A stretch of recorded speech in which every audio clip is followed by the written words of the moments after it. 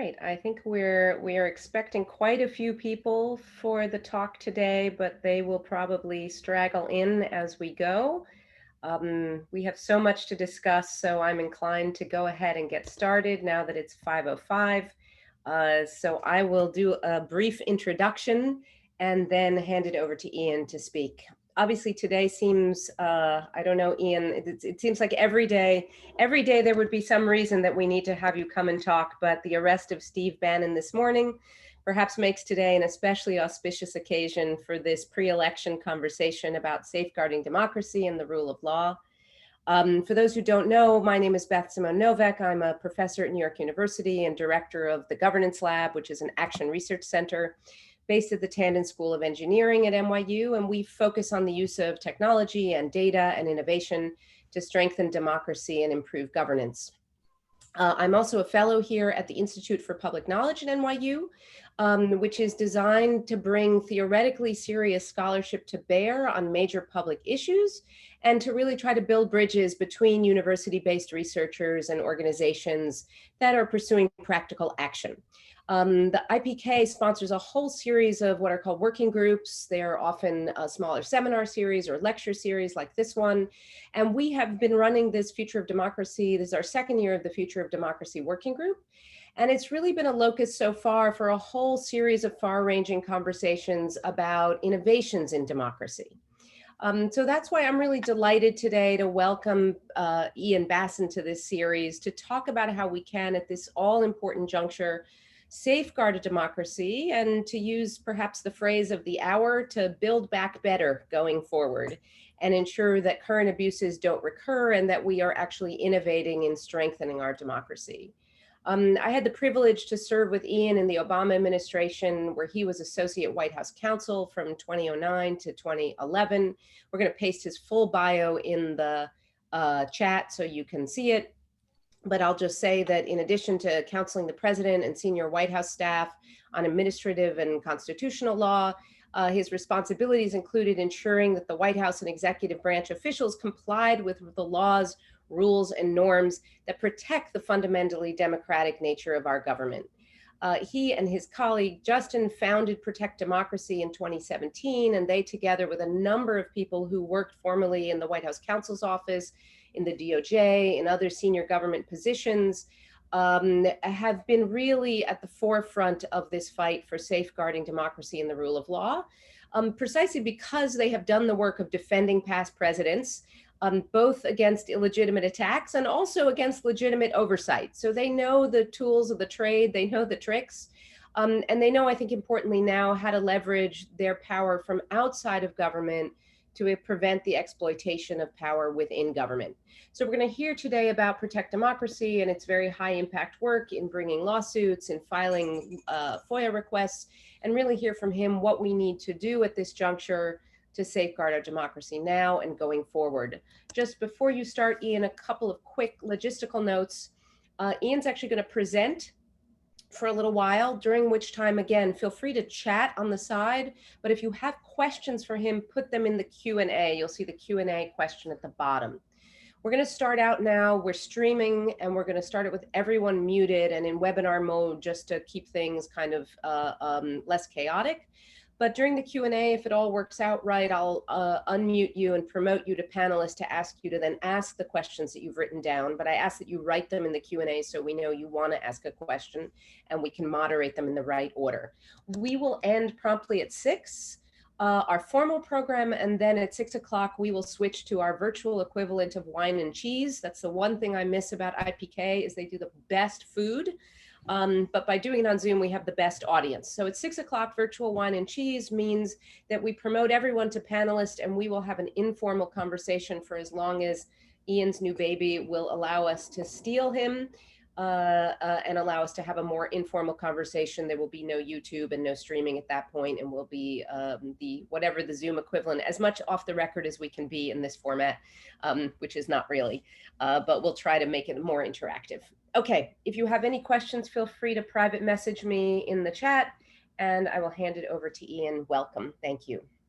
Thank you, Beth, so much. And if your tech innovations have come up with a way to stream wine into my computer during this pandemic, I would be grateful, although probably wouldn't be healthy for me or my computer.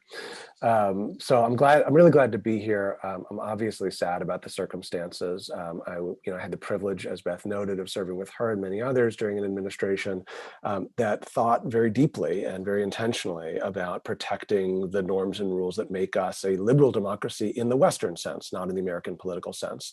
And in the immediate aftermath of the election in 2016, grew concerned with a number of my former colleagues about what would happen if you had a political, not just an administration in this country, but a political movement that was animated in part, perhaps even in large part, by trying to dismantle some of the norms and traditions that have guided us well for so long. Now, that's not to suggest that our democracy has ever been perfect. It hasn't.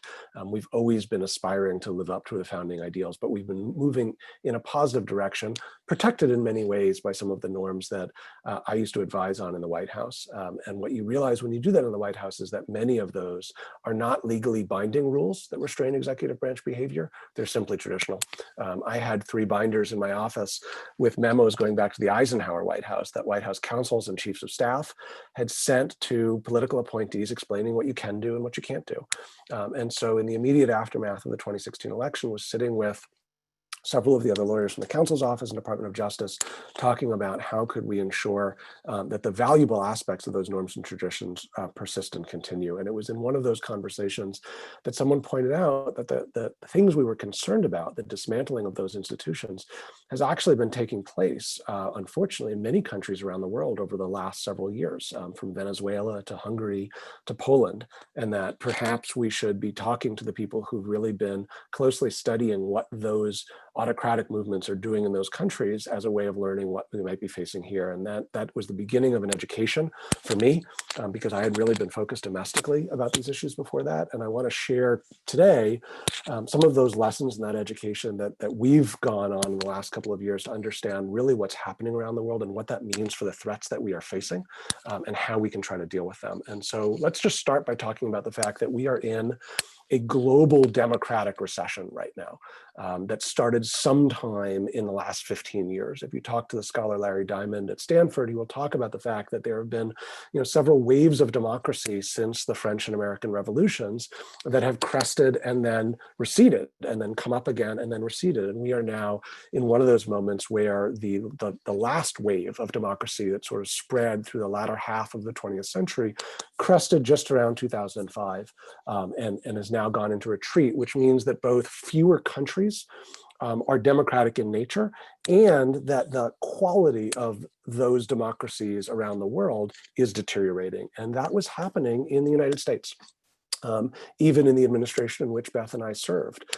You can see obviously on this graph, we have fallen off a cliff over the last 3 years during the Trump administration, but the story was not a good one before the Trump administration. A lot of the fabric of our democracy was really beginning to unravel. And just to kind of underscore just how bad it was really becoming, 30 years ago, 1 in 16 Americans said they would be comfortable with the idea of military rule in this country.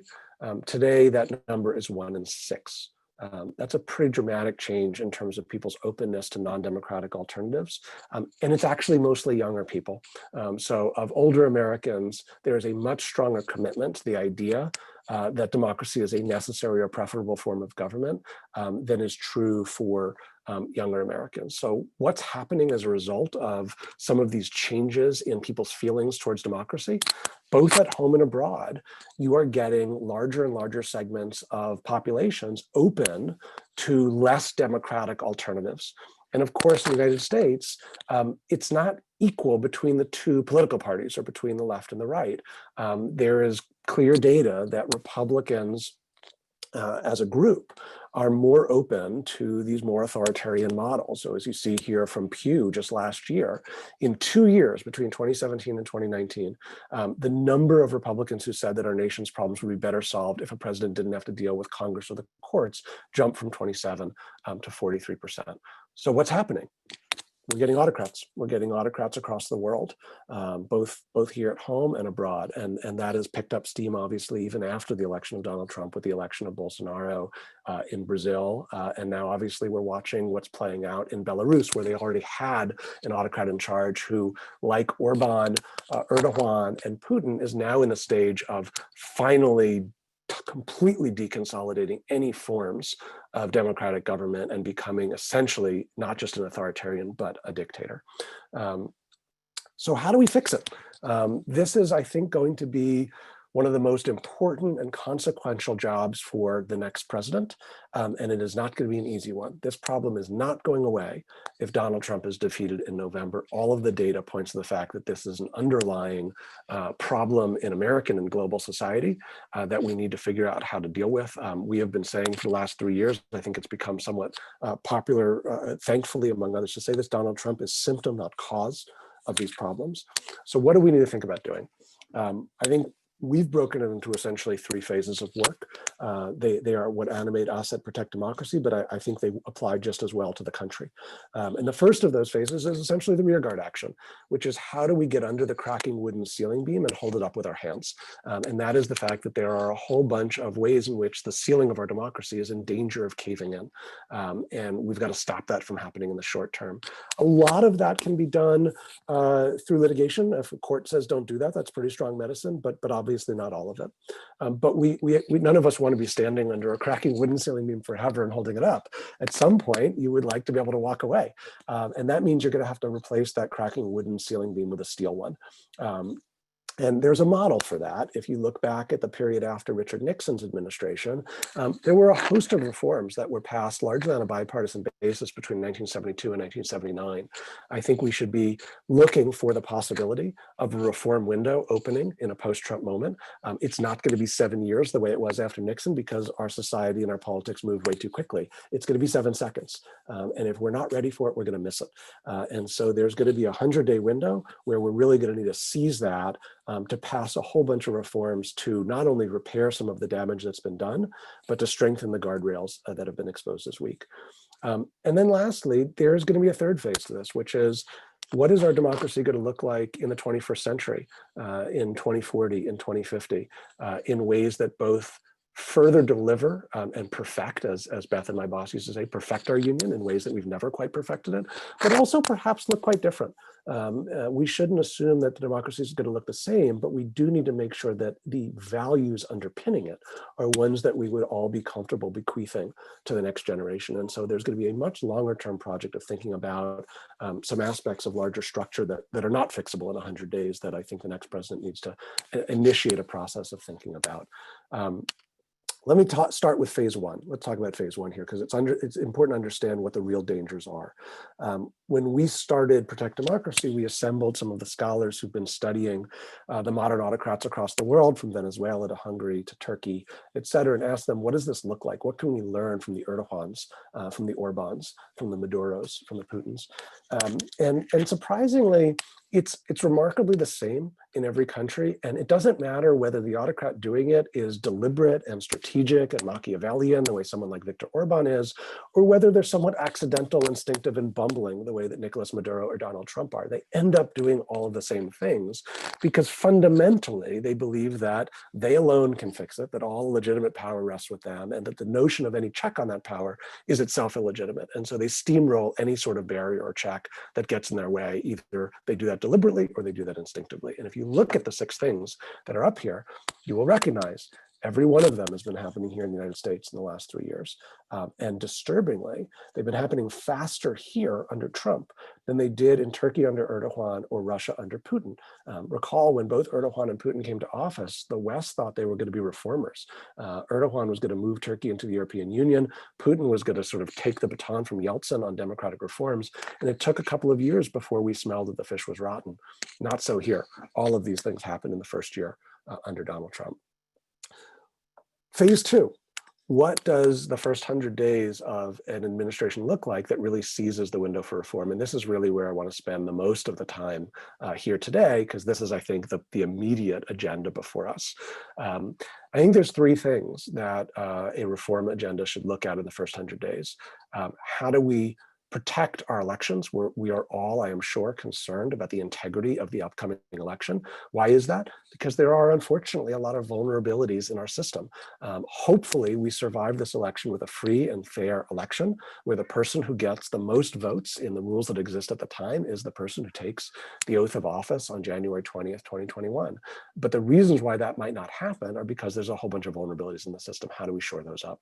Second, how do we empower Congress? The founders made Congress the Article 1 first branch for a reason. They wanted it to be the lead driving force of the federal government because it is the most representative. Well, Congress has essentially neutered itself over the last 40 years. It has done that in a number of ways, both by starving itself of the resources it needs to do its job well, and by delegating all of the hard decisions to the other two branches. Congress has shirked its responsibility to make hard decisions. And as a result, you see the courts having to do a lot of that work and becoming hyper-politicized, and the executive gaining so much power that the executive has become quite dangerously almost imperial. And so that leads to the third thing, which is how do we restore some of the checks on the executive that protect us from having an autocratic-minded president who is able to run roughshod over our institutions and potentially, certainly if he were to get a second term, ultimately dismantle our democracy, as President Obama pointed out last night. So I want to give a couple of concrete examples of things that fall into each of these categories, just to spur thinking on the kinds of things that I think we should be thinking about, and that if there is a Biden administration, I would love to see the Biden administration do. The first of those is that we need to unrig the executive. And what I mean by that is that in the last 50 years, we've had two presidents at a minimum, you could argue more, who have tried to use the adjudicatory, the investigatory, the prosecutorial powers of the federal government as a weapon to attack opponents and a shield to protect their friends, right? Obviously, I'm talking about both President Nixon and President Trump.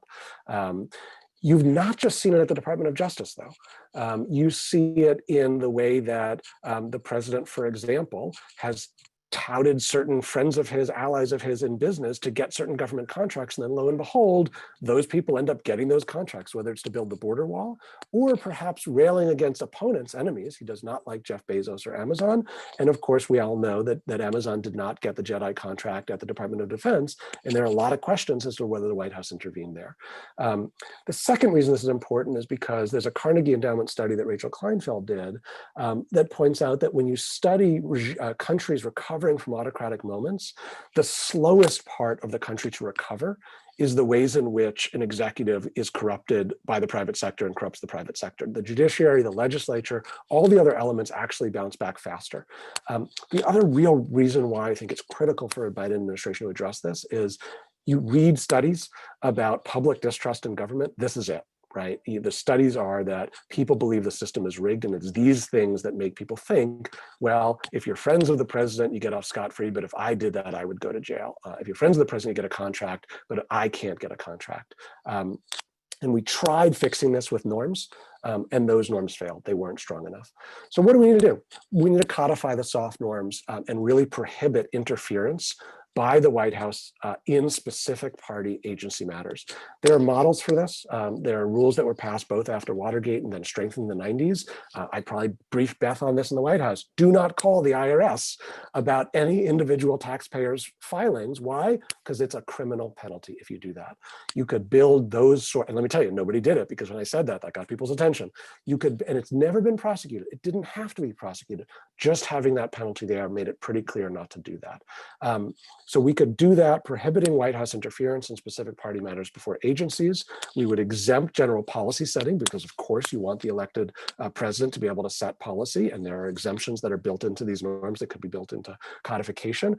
And you could have reporting and disclosure requirements. And these exist, for example, between the White House and the FCC, where if the White House wants to contact the FCC about a particular party matter, there's a docketing mechanism where it gets made public so that everyone knows that happened. And of course, to the extent that people are worried about baseless political prosecutions and using this as a way to go after people, though you could build a system in which those reporting and disclosure requirements become an affirmative defense to a prosecution. So if you at least attempted to play by the rules, you're really gonna be protected from some sort of political prosecution.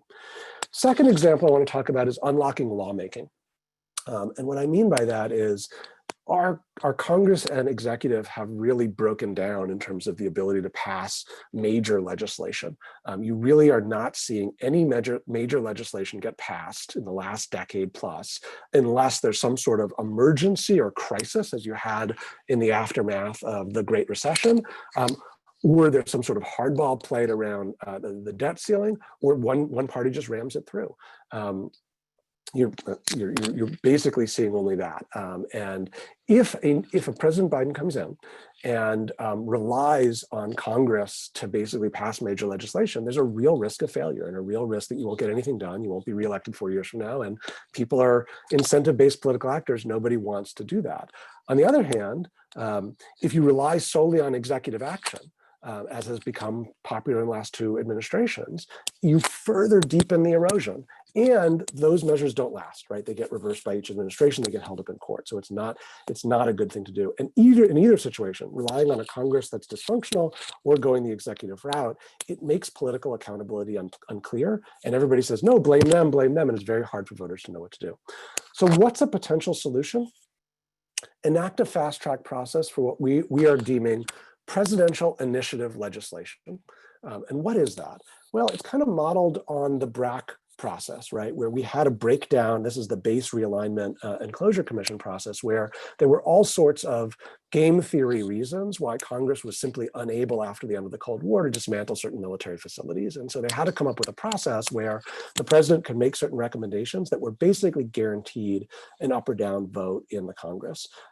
You could do that here, where the president would essentially be given a couple of bites at the apple during each administration where they could name something presidential initiative legislation. And what they could do is they could send those provisions to Congress, and the deal would be this. They'd essentially be guaranteed an up or down vote on that priority legislation. And you ask, well, why on earth would Congress give up some procedural prerogative to do that? Because Congress gets something in return. They get a prohibition on the executive issuing any executive actions on that topic. So the president makes a trade. I will not act unilaterally if I'm guaranteed a vote. If I lose the vote, I lose the vote. But it's my job to win it, as Hamilton said when he went to Washington in the play version, and probably the real Chernow version. But President Washington, I can't get this done. They won't vote for it. And Washington says, try harder. Well, that's what presidents need to do. But they need to be guaranteed that their trying will be given a vote. And the other benefit of this is if you force Congress into a vote, voters get a clear record of who stands where, and there's greater accountability for it. It's attractive to presidents because they actually would rather do things through legislation than executive action for a whole variety of reasons. And potentially it's attractive to Congress because they prevent the president from acting unilaterally.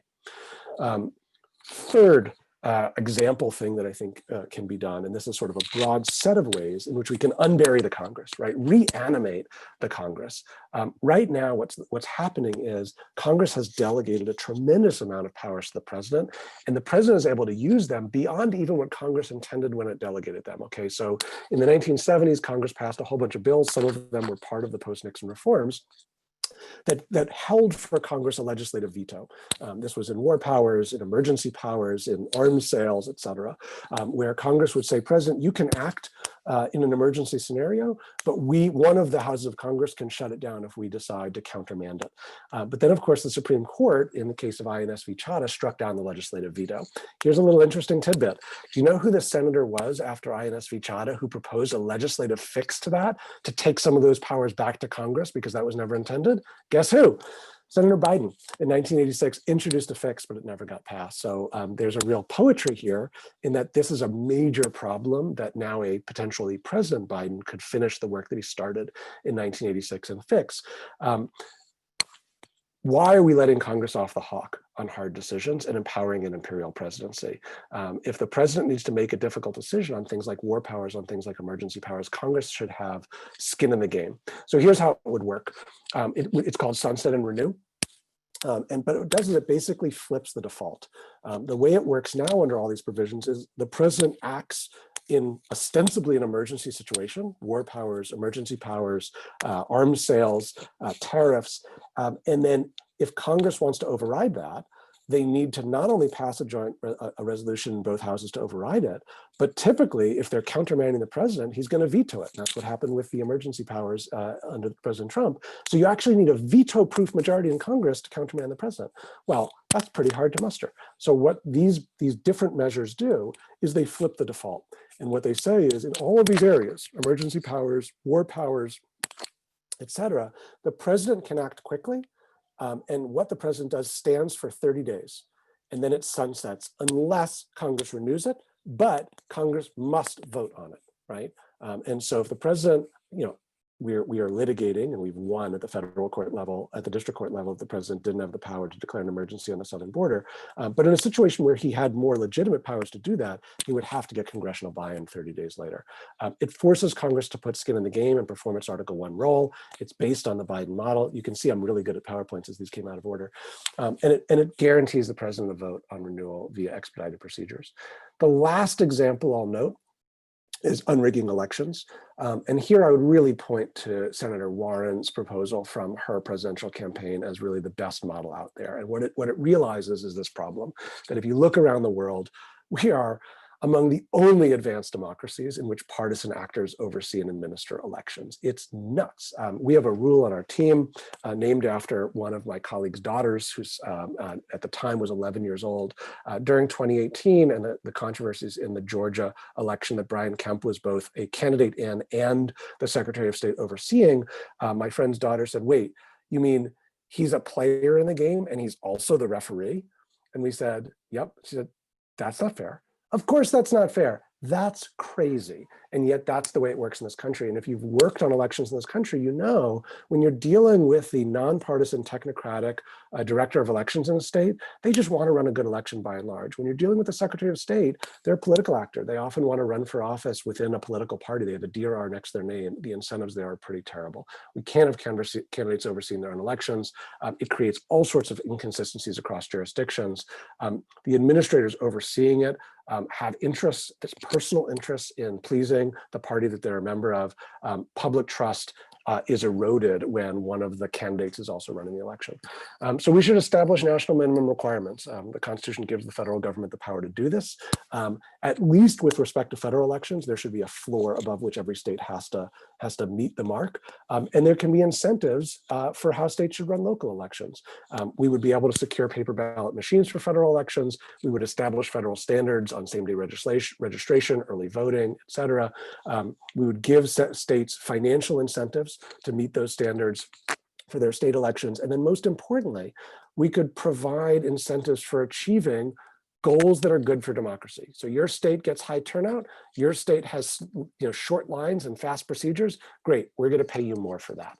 So there's just a couple of the kinds of things that are pretty ready to go if we wanted to try to push them in the first 100 days. That would go a long way to solving some of the three core problems that we've identified. I'll say one word just about the bigger picture on next 100 years, and then I want to stop for questions. What kind of stuff are we talking about when we say, how does our democracy stay strong over the next century? I think there's two things that we think about in this space. One is structural and the other is sort of social, cultural. The structural one is, there's a whole bunch of questions about whether the core structures of the democracy are well suited to the 21st century, just to name one. We are getting to the point with lifespans expanding where you could have a justice nominated to the Supreme Court and appointed at the age of 40 who lives to 110. That's not what the founders intended. That's not sustainable. Geographically, COVID may change this, but before COVID, there were demographers who studied geography who predicted that within some period of time, we would have 70% of the American population living in places represented by 30% of the senators. That's going to lose democratic legitimacy. There are hard questions about how to resolve some of those things, and I think we need to start having a pretty important nationwide discussion about it. The other part of the long-term piece is what I call the Lebanon problem. And the Lebanon problem is that if you have a broken polity, it's going to produce a broken politics. And the reason that the Lebanese government has struggled for so long, and we saw the tragic effects of that so recently, is that their society is broken. It's fractured along tribal lines, it's fractured along religious lines, it's fractured along geographic lines. We are heading in that direction. We are becoming fractured along all those lines. And unless we figure out ways of restitching together that social fabric, our politics is simply going to reflect that brokenness. Those are not things that can be solved quickly, but they are things that the next president is going to have to begin the country's work on if we are to have a democracy in the 21st century that achieves the vision that our founders laid out and that we've been working so hard for the last 2.5 centuries. So let me pause. That's a lot. And I would love to take questions and also input and feedback. This is our shared discussion over the next years and decades. So hopefully we will all engage in this discussion together. And Beth, let me sort of give you, since moderator's privilege, if you want to start with any or pick any of the questions. I haven't looked at them yet, but I'll let you tee them up. I will start. I'll tell you what, I'm going to give people a second now to add their questions by asking one of my own, and also give you a chance to multitask and sort of scroll through them and see what you're excited about. I mean, I have 100 questions I could ask you, but I'm only going to get this one. So I'm going to start by just asking you, you know, you've talked about today and you've said in previous interviews that Trump is very much the symptom and not the cause of this dereliction of the rule of law. And you've talked a lot about what's happening. I'm wondering what's your diagnosis as to why it's happening now, and what's exciting also about Protect Democracy is you're doing a lot of very contemporary work, but very much rooted in historical antecedents. So I'm wondering what your kind of perspective is on the why. Yeah, there's a lot of pretty good social science that's descriptive and pretty solid on the fact that this is happening. I cited some stats earlier that our senior advisor, Yasha Monk, did some empirical research to discover with Roberta Foa. There's a bunch of other research, similarly disturbing stats about Americans' feelings towards democracy. There's less good, at this point, social science on kind of the why of why this is happening. A couple theories I'll throw out there. One is related to what is known as the elephant graph, which some people may be familiar with. This is a graph that Branko Milanovic at CUNY put out. And what it basically shows is that over the last 30 to 40 years, globally, we've seen big jumps in income growth among the poorer 3/4 of the global population. That's the body of the elephant over to the left, and also big jumps in income growth among the top 1% of the global population, and stagnation in the sort of elephant's trunk there. And that's kind of the Western Europe and the United States. And look, if democracy is not delivering for you, you're going to question its efficacy. And so I think there's one theory that like democracy is not delivering the goods for people the way that it used to. Another theory, and this is one that Edward Luce has a book called The Retreat of Western Liberalism, which is outstanding on this. And after reading it, I put together this kind of image because what I was imagining as I was reading the book is that essentially what's happening politically is the equivalent of kind of a volcano, in that there are certain underlying conditions and forces at the sort of base kind of core of the earth level. The tectonic plates are shifting in ways that are stirring up lava. And you think about things like globalization, changing labor markets, migration because of climate. That's really sort of stirring up lava at the very base level that's moving up into the base of the volcano. And it would stay there if that was all, except that there's a bunch of accelerants. Social media, outlets like Fox News, Russian interference, some of the democratic distortions like gerrymandering, one of the questions was talking about campaign finance, stuff like that, that take that lava from lower down and stir it up. They further heat the pot. And it might just stay there and not come out the top of the volcano, except for the fact that at the top, you're supposed to have a bunch of checks and balances that kind of keep the lava in. But now those are blowing off with an abdication of checks and balances, congressional oversight, the politicization of the civil service and law enforcement. And when those go away, you get an explosion of lava at the top. The reason I like this model is because I think the shape of the volcano tells you something about the size of effort you need to redress each of the layers. If you want to redress the stuff at the top, you can do that. If you're looking at from a bird's eye view of the volcano, the width of the volcano at the top is pretty narrow. I think you can tackle some of the stuff at the top with a relatively narrow effort or movement. We've been relatively effective in some ways at Protect Democracy, stopping some of that stuff. If you want to deal with the accelerants, you're going to need a much bigger movement. Like we can't stop Russian disinformation, right? You're going to have to be much bigger. If you want to deal with the underlying conditions, you're going to need a movement in the tens of millions. And so that points the way to kind of the size of the effort that's going to be taken to address some of these things. Fantastic. Okay, we're going to go over to Q&A. You have so many questions and comments coming in. You'll want to look at the Q&A, but I'm going to turn it over to Zav Briggs, also professor at NYU, to do the first question.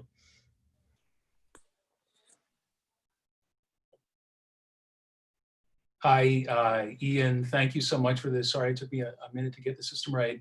Um, I've got two quick questions for you. The first is about November, and the second is about keys to a Biden-Harris administration working effectively with Congress on some of the things you've talked about and proposed. The November question is this: we've had a big focus of late on the logistics of voting safely, in effect, with a lot of attention, of course, to the USPS. I tend to be a little more concerned about county boards of elections, this sort of legitimate processing, especially if it takes time, comes under a lot of scrutiny, and whether all of us as sort of small d Democrats can own the public square in a sense, and as much as it's possible, own the public conversation about, waiting for the wheels to turn and declare a legitimate winner. My question there is, where do you think we're least ready or need to shore up our efforts to make this a safe and legitimate and peaceful election? That's number one. And number two, could you offer us just a little more political analysis? You outlined a bunch of policies and the rationales for them, super helpful. But when it comes to the politics of working with the Congress, obviously we'll have to see what the elections produce. Are there ways in which we have overlooked opportunities to garner broader coalitions, including where possible on both sides of the aisle behind some of the ideas you've talked about? It'd be great just to get a little more color on the sort of support or potential support you see based on what members of Congress have had to say. Thank you. Thanks, Zav. So on the first one, where are we underprepared on the election and the safe counting? I would say first, expectation setting with the public, right? I think the greatest guarantor of a smooth election post-election day is going to be the overwhelming public narrative. If the public narrative is it's going to take a while to count votes because of the pandemic and a lot of vote by mail, we're not going to have an election night, we're going to have an election week or an election month, and we need to let that process play out. If that's the understanding of the public, I think we're going to be in pretty good shape. If the understanding of the public is demanding of an immediate result on election night and suspicious of anything other than that, we're going to be in a lot of trouble. So number one thing we really need to do is, I think, set public expectations about what this is going to look like. And that is both public expectations in advance about election week or election month, not election night, and also that the media, when they report on the election, have to accurately report to people what they are seeing. And so the paradigmatic example I will give of this is if you're zooming into this, you're somebody who watches election night results really closely, and you look at the updates of how many precincts are reporting. Okay, well, precincts reporting as a number on the AP and New York Times is a terrible metric because it doesn't include all of the ballots that are not cast on voting machines that day. And so we are working with media to report more accurately on how many ballots are out, because we don't want people to think that the election is more over than it is. So I think that's number one thing, is sort of really expectation setting. The second thing is voter information. So much of human beings' participation with the democratic process is based on experience and past practice, right? I always go to the school over here to vote. That's what I do, right? Well, this year it's going to be very different because of the pandemic. So we've got to somehow very quickly get a whole bunch of voters, and I say this in a nonpartisan way, just about participation, information about how they can vote. And we have a short period of time to re-educate people. And here's going to be the really tricky thing, is that some of those procedures are going to change over the next 70 days as things get litigated and as rules change. So that's going to be a really, really difficult challenge. And then the last thing is there are some verboten things that could be attempted in the aftermath of the election that we need to absolutely make clear are beyond the pale and unacceptable. So I'll give you just a couple of examples. One, there has been speculation that in a contested election, you could have a situation in which one candidate tries to tell a state legislature that is more favorable to that candidate to override the popular vote and simply send a slate of electors to the Electoral College based on that legislator's preference. That's beyond the pale. That's a stolen election. We need to make that very clear. so that anyone who ever would attempt to try that, that would be shot down right away. So there are things like that that we need to make clear from all corners of the country are not how democracy works in the United States. On your second question, Zav, on opportunities, in Congress, look, we at Protect Democracy, we're a cross-ideological organization. We have people in our organization that work for Elizabeth Warren and people who work for Dan Coates, okay? Because the kinds of stuff we work on should not be the subject of partisan preference. These are the foundational elements. But we got to be real. The institution of the current Republican Party is currently being an enabler to an autocrat. That's happening, okay? So no illusions about that. That is going to limit the ability to work with some Republicans in Congress at this time greatly. That said, there are some opportunities, and we've had some. So I talked about re-empowering Congress by moving some powers back over to Congress that have been given to the executive. One of the leading bills on that is a bill that Mike Lee sponsored in the Senate that Ron Johnson passed through HISCAC with an 11-2 bipartisan vote. It's called the Article 1 Act. We've been working on that. We put together a bipartisan coalition to help it. So I think on that emergency power stuff, there's actually quite a lot of cross-ideological bipartisan support for it. Oddly enough, one of the things, going back to the election, one of the things we're not prepared for is because it's going to take longer to count ballots, the dates by which electors need to be submitted to the Electoral College should be moved back to provide more time. Marco Rubio just introduced a bill to do that. It's a great bill. We should support it. There's bipartisan support for it. We should do that. So there's a couple of opportunities that are there, Zaf. Great. We're going to unmute a few other people to ask their questions, and I will just ask, Zav got moderator's privilege because he's actually a co-host here, so he got to ask 2 questions, but I will ask everybody else to just be brief and ask 1 because we have so many people waiting to talk to you. Richard, go ahead. Hello. Thank you for that. Summation of a lot of things. I take away from that the idea that we really need to look much larger at the longer term context of this, and the idea of recession of democracy and movement back and forth. But one of the things I'm really kind of curious your thoughts on is this idea that these were norms that didn't need to be enforced with laws, and now we're going to put laws in place that are going to be guardrails for this. And I think it's really important. But I also question then the health of the democracy as an organism itself, and to what extent does these guardrails really not address a fundamental issue and the decay of the creature itself? I mean, how do we really revitalize democracy, and is that really possible, or are we just trying to kind of with these guardrails just keep things going? Like, where in this do we focus our efforts to really be the most effective to prolong our democracy and revitalize as much as possible? Yeah, I mean, look, obviously from the last slide that I put up there talking about sort of the social, cultural aspects of this, I happen to be a lawyer who believes that the way you actually achieve change is less through regulation and law and more through culture. And so I agree with you. I don't want us to think that if you turn norms into law, you're going to solve the problem. I think that one of the most effective things we did in the Obama White House in terms of avoiding, for the most part, violations of this sorts of stuff was we built a culture of compliance where we encouraged people that if they followed these sort of norms and rules, they would help restore public trust in government. And therefore, and that was so part of our mission, therefore, we needed to help each other do that, not police each other, look over each other's shoulders, but ask each other questions and try to help. And that really created a culture in which people were wanting to help each other do this, right? And I think you can blow that up to a national level and say, we can put in place some harder legal restrictions.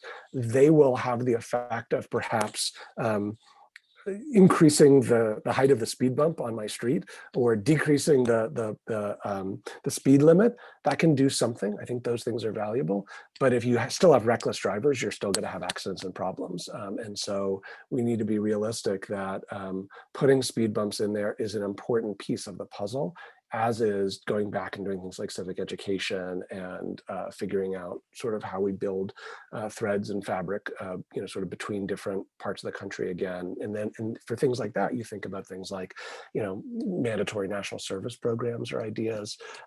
For things like civic education, one eye opener for me was Raj Vinatoka, who's been doing some work on this, points out that the two big stories of public education in America over the last 15 to 20 years. First was No Child Left Behind standards on English and math. Let's emphasize English and math.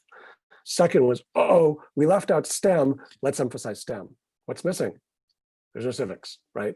Wow, now we're in a moment of loss of civics, right? We left out the social. So, that's not surprising that we're in a moment where young people are less bought into these things. We emphasize a bunch of other stuff. So how do we go back and say, oops, we need to do a little readjustment there.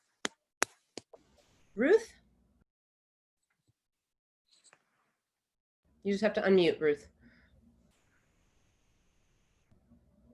Got it. Okay. Sorry about chaos. I just wanted to ask, you talk about these factors and you have climate down there, but it's kind of low on the list. As climate kicks in, life is going to become increasingly chaotic. It's going to be harder to feed people. People are going to get scared. I'm just curious how we're having this kind of rational discussion about how do you address these things in the context of an essentially kind of irrational challenge. Well, I'm talking to you right now from Northern California. Yeah. You need to convince me I can't go outside right now. Yeah. Air quality here is worse than New Delhi. Yeah, it's not a good time to be living up here. But the reason it's not such a central part of this presentation, I mean, look, I think that the twin biggest challenges, I have two little kids. I have a 1-month-old and a 3-year-old, and the two things that I worry most about for them are our climate and our democracy, right? Yeah. Those two things to me are the existential challenges. And they're related in that volcano slide that I showed you, which is I think that the problems that the climate crisis is going to generate are going to put pressures on our democracy in ways that are going to strain all the other stuff that we talked about. So that's how I think interplay. But I think the kinds of solutions we need to deal with them are very different. I think if we don't fix some of the democracy problems, we're probably going to have a hard time fixing the climate problems. If we don't fix the climate problems, the pressures on the democratic side are going to get pretty hard. Just to illustrate, I said young people are less committed to democracy, more open to military rule than older Americans. And a lot of people are surprised by that because they say, well, I thought young people are really progressive. Yeah, they are. But think about this. If you told a bunch of people from Gen Z, we're going to empower a benevolent dictator who is going to take away all guns and solve the climate crisis, what percentage of Gen Z voters you think would go for that? I think a pretty high percentage. Yep. Great. What we're going to do now is promote three people to ask their questions, and then you'll answer whatever you want or can. And then we'll end the formal program and switch over to the wine and cheese part. Okay, Caroline, please, first. Yes, hi. Yeah, thanks so much for this presentation. I'm wondering what your thoughts are about preparing civic-minded people for the violence that seems to me to be coming on election day as people stand in line, probably promoted by Trump, but also by others in the GOP, with the use of the armed and anonymous federal agents. Yeah. Well, one, I share your concerns, and at the same time, I don't want to make this a self-fulfilling prophecy. So let's be hopeful that we don't have that. But we should obviously think about it. And there's a lot of people groups where we're talking with them who are sort of thinking about what could happen. The Anti-Defamation League has a lot of relationships with law enforcement, where I know they're trying to figure out how to help law enforcement be able to do a good job on this. I think we need to think about making sure that there are, and we help stand up something called the National Task Force on Electoral Crises, which is a cross ideological group of experts from the right and the left and from different disciplines to think about the kind of crises that could befall the election. And they have also been thinking about if these things were to happen. So here's the thing about the violence. It's either that violence happens or that there's simply suggestions or disinformation about it that's sufficient to scare people off. And I think the courts are going to have to be, both the boards of elections and the courts are going to have to be willing to be nimble, that if something like that were to happen or be threatened to happen in a way that impacted people's ability to go vote, that they can quickly say, we're going to expand voting hours. We're going to move locations so that people can go somewhere safely. I think the both boards of elections and courts need to be prepared to have those sort of contingency plans in place so that if something were to happen somewhere, they can say, hey, everybody, if you want to go safely, you can go over here. And then of course, I think, we all need to do everything we can to encourage people to flatten the ballot curve, right? To borrow from our pandemic response, which is so many places now have opportunities to either vote early or vote by mail. And the more that we spread out people's voting, the less there are jammed up lines, the less there's an opportunity for people to make mayhem in person at voting locations. So flatten the ballot curve. Great. Ross? Ian, thanks so much for this. Super interesting. I know Protect Democracy title case has been doing a lot of work in Portland as it relates to DHS. And I was just curious how you think about that work as it relates to protecting democracy, lowercase. Yeah, thanks. And so just what Ross is referring to is when DHS deployed to Portland, we brought a lawsuit on behalf of the local Black Lives Matter group in Portland and some of the organizers of the Wall of Moms to challenge various aspects of the federal deployment. We filed that case on Monday. We told the Department of Justice we were going to be moving for emergency relief on Tuesday. DOJ announced that they were negotiating with Governor Brown to withdraw on Wednesday, and they withdrew by Thursday night. It was quite an interesting week. We were only a part of that effort. There were a lot of pieces that went into why the federal government withdrew, but we entered it very much for the reason that we thought it was a trial run for deploying federal agents to potentially disrupt an election. And in fact, through Operation Legendre, we now have federal Department of Justice agents deployed to a whole bunch of cities in a way that, it's hard to know. Either if you give it the best reading, well, the federal government works with local law enforcement all the time on joint task forces and nothing to see here. If you give it the worst reading, it's, well, the federal government has deployed militarized federal forces now in multiple locations, Washington, D.C. and Portland. And the president has said some very disturbing things about asserting federal control in cities. And a lot of those cities happen to be the major population centers in swing states, right? It's hard not to notice that. And so, I think we have to be pretty careful about what is happening there. And so, Ross, what we did in Portland was we tried to establish clear case law and make clear that there were certain things that are beyond the federal government's authority to go into cities, both because we thought what they were doing in Portland was bad, but because we also wanted to make sure that we were establishing precedent before November should we see the attempts to move federal agents into cities in ways that are designed to interfere with the election. I should note, we also did an analysis after Lafayette Square on how a state could challenge a federal deployment over the objections of the state under the Insurrection Act. We've provided that. We did that at the request of a state attorney general. We've provided it to attorneys general around the country just to make sure that we're ready if that were to be attempted. Great. Leah and Kaneen, I'm sorry, I'm mispronouncing your name. Apologies. And then we'll take those and then we'll end the stream and go into informal mode thereafter. Thank you so much. This is Leah. Thank you so much for the great talk and presentation. So I have several questions. I'm going to pick one, which has to do with your last slide, where you propose different ideas and reflections. So you mentioned cultural intervention. So I wanted to ask you if you could give us real examples about that, how it could enhance democracy, and also participatory democracy, in which way we citizens can become more involved. If you wanted to talk a little bit about those issues. Thank you so much. I'm loving this talk and event. Thank you also to Betsy Novek. Thank you. Thanks, Leah. I'll start, but I'll offer a caveat that it is the aspect of our work that is probably the least deeply developed. And so I just want to say that at the beginning, there's a lot of work to do here.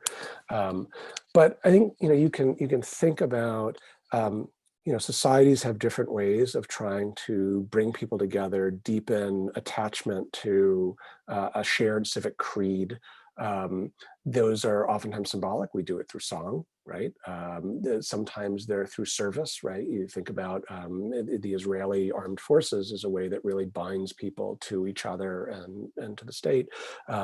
We have a lot of national service programs. We could certainly have more of them. There's been a question that's been floating around in American federal politics for a long time as to whether they should be mandatory. I remember being part of debates on that in the 2008 Obama campaign. We debated that question, but you could see those things playing a role. There are more, I think, local and experimental ways that there's a project called Welcoming Americans that works with local governments to help integrate new immigrants to new communities. And it does that through a bunch of supported social interventions that help people connect with neighbors and get sort of really embraced and welcomed in. If you've ever watched a naturalization ceremony, they're one of the more beautiful things you see in this country. You could think about popular culture and reality television covering naturalization, following families as they go through that process with the emotions of going to naturalization. Popular culture can sort of signal to us things that we think are important and embrace. So I think there's a whole bunch of things that could be done on that front. And I think a lot more work needs to be done to really deeply explore it and the kinds of things that are possible.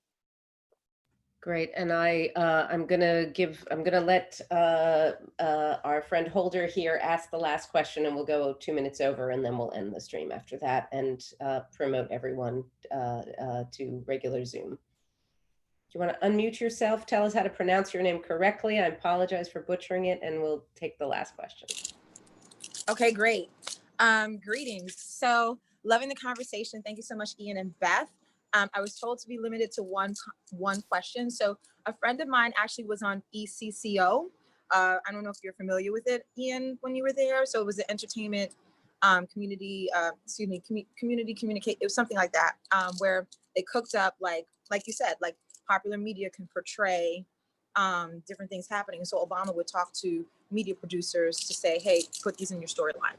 But if you're not familiar with it, then I won't ask that question. So my question is going to be for, thank you, Beth, campaign finance reform. So I do a show called Black Issues.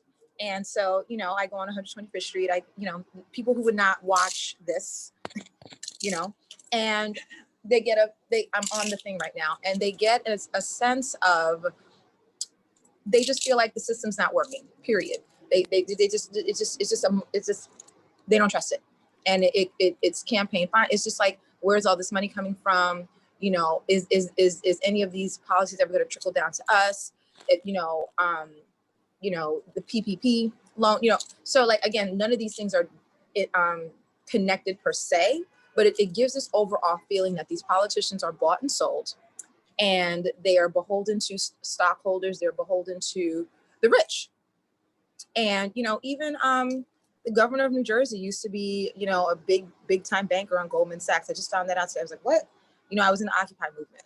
So, and again, I also have fancy fellowships with Colin Powell Center for Policy Studies. So I navigate between the two. But my question is, there's a lot of hemorrhaging.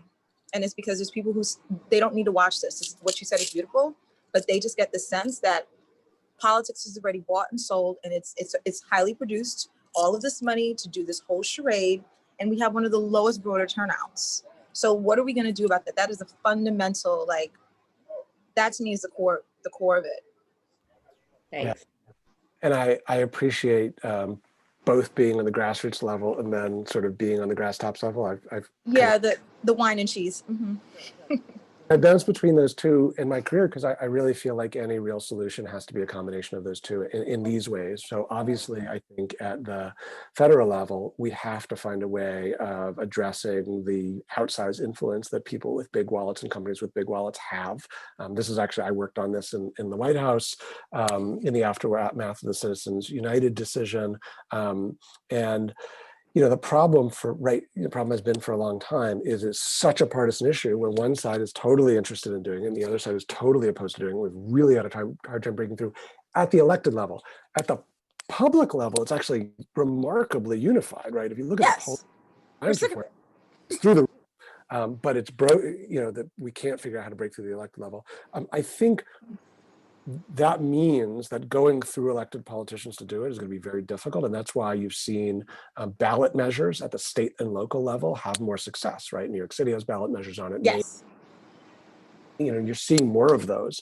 So I think, my advice, to the campaign finance movement, not that they need it, is, more investment at the state level where you can actually bypass in a lot of places the captured elected officials. But, I mentioned that it's both got to be at the top level and at the grassroots level. And the grassroots level, when you talk about people feeling like nobody listens to us and everyone's bought and sold, how do we re-engage with people who have become disillusioned? There's an organization that we've represented in some litigation in Wisconsin that I love called Black Leaders Organizing for Communities. And what they do is they have something called the silent canvas, where they bring local candidates and local elected officials on canvases into the homes of disillusioned members of the community who basically, but here's the great thing, the politician, whether it's the mayor or the district attorney or a candidate for office, cannot speak. They can only listen. Organizer comes in and they say, this is Bob, and the resident gets to tell Bob what they think, what they're worried about, what's bothering them, and Bob cannot say anything, right? And the program has been so successful that during the Democratic primary, 3 of the Democratic candidates for president went and did the silent canvass. And the reason why I think those programs can be so valuable is if people don't feel like anyone cares and anyone's listening, they don't have an opportunity to engage in dialogue, they're not going to come vote, because what's the point? And if you go to do registration or GOTV at the end of the day and people feel disengaged, good luck, right? You're just not going to be able to do it. But if people are engaged in a conversation, this is what I found about American voters. Their elected officials don't have to agree with them on everything. They'll give people a lot of room. As long as they feel like people are being authentic and they have a voice and they're listening, they'll give people a lot of room to disagree. And I think things like what Angela Lang is doing with Block in Milwaukee are the beginnings of reviving that dialogue. I'll just say one more thing about the big reforms that goes to this. At the founding of the country, the House of Representatives was designed to be the much more representative people's voice. And each House district represented somewhere between 60 and 75,000 people, which is like a small town, a small city, right? And George Washington and James Madison were very committed to the idea of maintaining that ratio, because they felt that anything larger than that would be very hard for people to feel actually a connection to their representative. And once you sever that connection, there's a loss of trust and a lack of representation. And so they actually wanted the First Amendment to the Constitution to be a guarantee to lock in that ratio. Obviously, that didn't happen. We all know there's a different First Amendment. But nevertheless, every 10 years after the census, from the founding of the country to 1911, the House was expanded as the population grew to roughly try to maintain something like that ratio. And then after 1911, Jim Crow and the sort of segregationist South realized that if we kept doing that, it was going to lend more political power to the bigger cities developing in the North, right? Birth of a Nation comes out in 1915, 1920 census. Congress is blocked from expanding the House by the Southern segregationists and never expands it again. And so now every House district represents about 750,000 people. Well, you could know through 1 or 2 degrees of separation your representative if you're a town of 65,000 people. You can't if you're 750,000. And if you want to run in a district of 65,000 people, you can do a whole bunch of things to get known and talk to people. If you want to run in a district of 750,000, you know what you need? Money, because this is the only way to talk to people. So one of the things in the 100-year program that we're looking at is, should we go back to expanding the size of the House, reducing the size of districts, and building a connection again between the public and their representative to restore some degree of trust and reduce the amount of money needed to run? That was a long, sorry. No, no. Thank you very, very much. We could let you go on for ages, but we will right now, as promised, what we're going to do. Ian, this will give you a chance to take a look through the Q&A. We're going to end the live stream and end the recording. We will attempt our conversational mode. I will still, together we can moderate, but we're going to promote everybody who wants to stick around. People are feel free to leave. The formal program is over, but we will promote everybody